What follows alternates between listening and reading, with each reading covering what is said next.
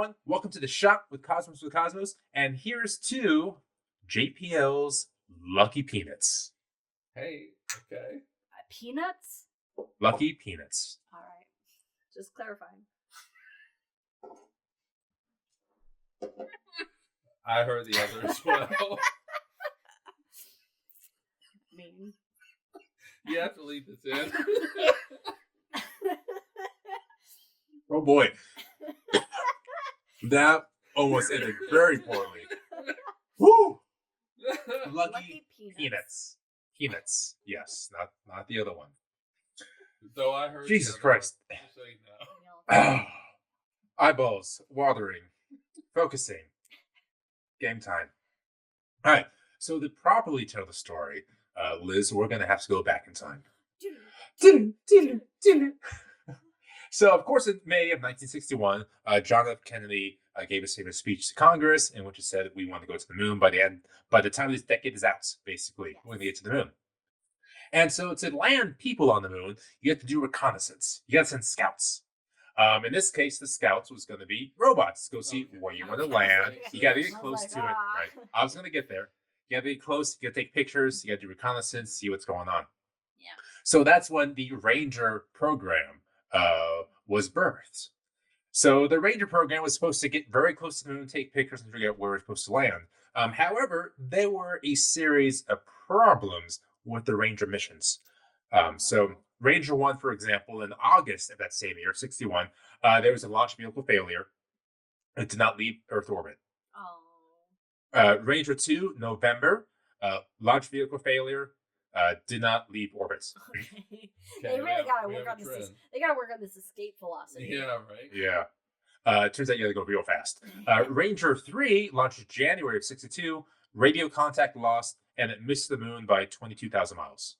Because at this point, we want to get as close as possible and crash land on the motherfucker. That's the game plan.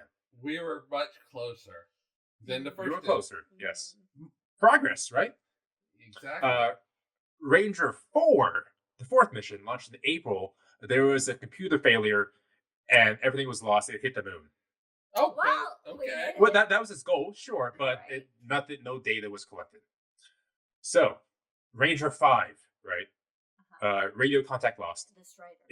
And it missed the moon by 450 miles, so very close. But no data was collected. Now in Ranger 6. January 1964, so a couple years have passed. It reached the moon, but the cameras, the RCA cameras, failed. So we didn't get any data. RCA, what are you doing? I know, right? So at this point, 6 missions have been used. There's $150 million invested in this program, which in 1962 dollars was about $1 billion. But when they get people to the moon, but this is across 6 missions, $1 billion.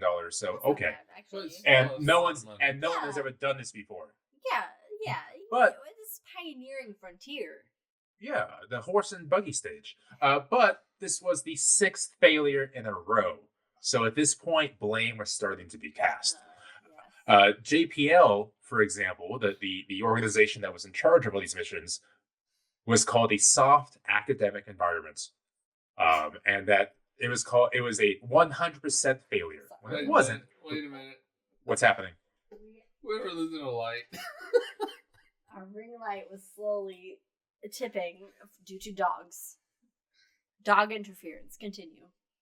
All right. So it was 100% failure. It wasn't, but that's what it was called. But JPL was still giving the blame.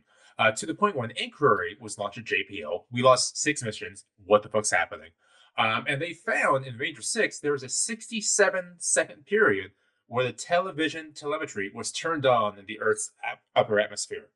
And so when you turn this on in the Earth's upper atmosphere, it's going to cause an electrical arc and destroy the camera's power supply. As to why it was turned on, that's a bit later, not hugely important. But during JPL's investigation, at the same time, then NASA created the Ranger 6 board review because they were getting heat from politicians, right? Like, okay, JPL is doing their thing. We got to figure out if JPL is, actually telling us the truth as well. So NASA wasn't thrilled with what JPL found. So, for example, if one small thing was overlooked, like if this little arc occurred doesn't that mean that 2 or more discrete failures could also exist at the same time? Like, y'all fucked up here, you all probably Why fucked not up somewhere here? else as well, right? What? Sorry. What?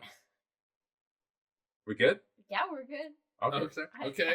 All right. So anyway, NASA found a couple of other things as well. But basically, the RCA television system, the camera, had to be completely redesigned and retested.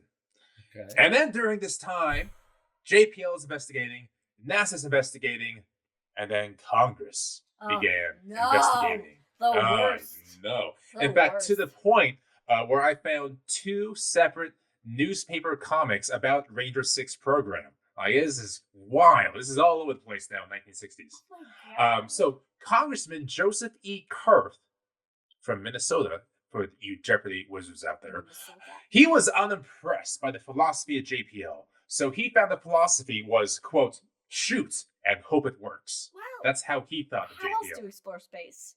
Right. He wanted NASA to have more control over JPL, saying NASA is, of course, the government agency funding the missions. They should control everything because JPL is its own little thing. All of this is to say, a number of changes were being made in design, testing, constructions of the Ranger programs. And it was kind of known if Ranger 7 fails, shit was going to hit the fan. People are going to be fired, agencies going to be restructured, JPL is going to lose control of space exploration. There was a lot going on. There was now, quote, unbelievable pressure to succeed. And so after, fixing all these issues with the RC television camera, there was unspoken gnawing anxiety. Gnawing. Gnawing with a Gnawing G. anxiety. Gnawing. And so we have Ranger 7 atop the Atlas rocket on July 27th, 1964 at 6:47 a.m. The countdown begins. Well, 51 minutes before liftoff, a hold was called to replace the telemetry battery. And then after countdown resumed, another hold was called with an issue with the rocket's guidance equipment. All right. And then finally, the launch was scrubbed. Okay. Right. It wasn't until the next day, July 28th, that one critical change was made. The mission trajectory engineer in JPL, Richard Wallace, noticed the high anxiety of those in the control room and passed out peanuts to calm them down. I was right. And he said, quote, I thought passing out peanuts might take the edge off the anxiety in some of the mission's operations room. Because when you see someone who's really nervous, you just give them peanuts, right? Yeah, sure. That's what you do. I mean, it works the other way as well.